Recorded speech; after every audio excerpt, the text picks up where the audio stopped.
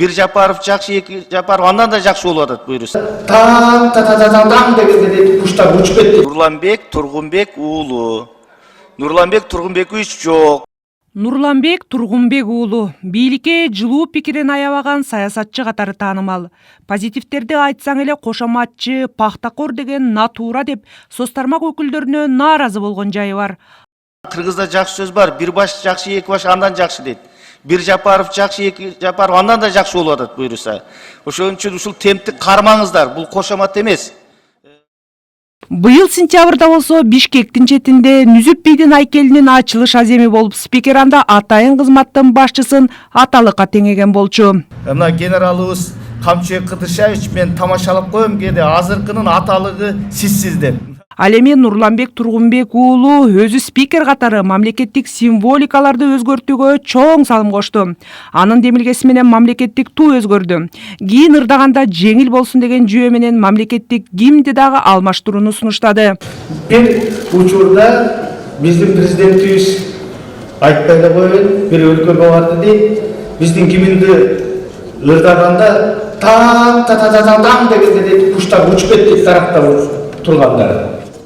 Гимнге сынак жарыяланып, азырынча көпчүлүктүн купулуна толгону аныктала элек.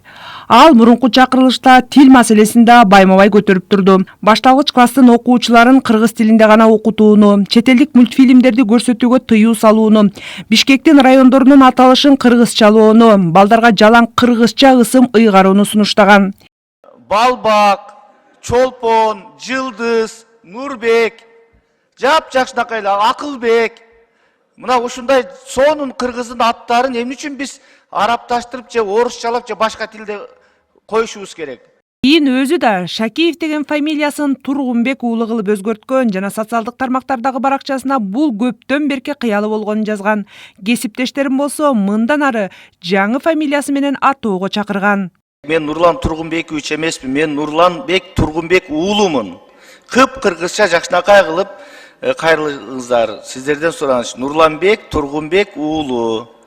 Нурланбек Тургунбекович жок. Ошентип жаңы шайланган депутаттар бир добуштан өзүн өзү таркаткан парламенттин спикерин кайрадан төрага кылып шайлап алышты. Ал парламенттин иши ачык жана демократиялуу болоруна убада берип, сөз эркиндиги жоопкерчилик менен бекемделип турушу керектигин белгиледи.